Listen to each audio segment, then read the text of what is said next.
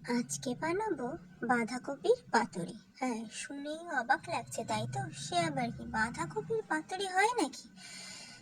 অবাক না হয়ে ভিডিওটা দেখুন, তাহলেই বুঝতে পারবেন বাঁধাকপির পাতুরি কেমন ভাবে বানানো যায়। এর জন্য লাগবে 5-6টা বা 7-8টা বড় বড় বা মাঝারি সাইজের চিংড়ি মাছ।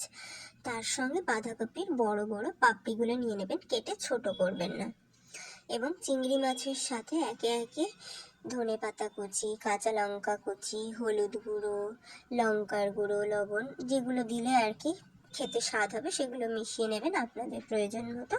তার সঙ্গে কি করবেন, বাঁধাকপির পাতাটা একটু বয়েল করে নেবেন। তাতে কি হবে, বাঁধাকপির যে একটা গন্ধ থাকে সেই গন্ধটাও চলে যাবে, হালকা সেদ্ধও মতন হবে, খেতেও ভালো লাগবে।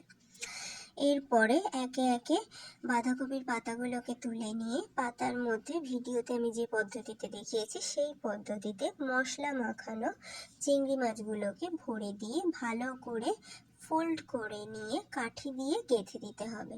আপনারা চাইলে সুতো দিয়েও বেঁধে দিতে পারেন, যেটা আপনাদের সুবিধা।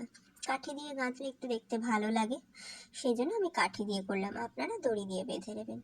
তারপরে একটু 5-6টা এরকম তৈরি করার পরে একটু ভাপিয়ে নেবেন বা সেদ্ধ করে নেবেন। সেদ্ধ করে নেওয়ার পরে হালকা তেলে ফ্রাই করে নেবেন। এটা করতেও পারেন, নাও করতে পারেন, করলে খেতে খুব ভালো লাগবে। তারপরে গরম গরম সস দিয়ে সার্ভ করে দিন বাঁধাকপির প্রন পাতুরি। খেতেও ভালো, দেখতেও ভালো। বাড়িতে অবশ্যই ট্রাই করবেন, আর কেমন লাগলো আমাকে কমেন্ট করে জানাবেন।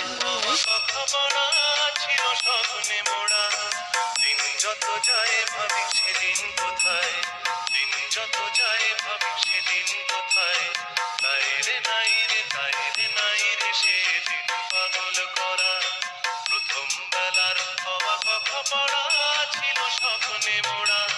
দিন যত যায় ভাবি সেদিন কোথায়, দিন যত যায় ভাবি সেদিন কোথায়।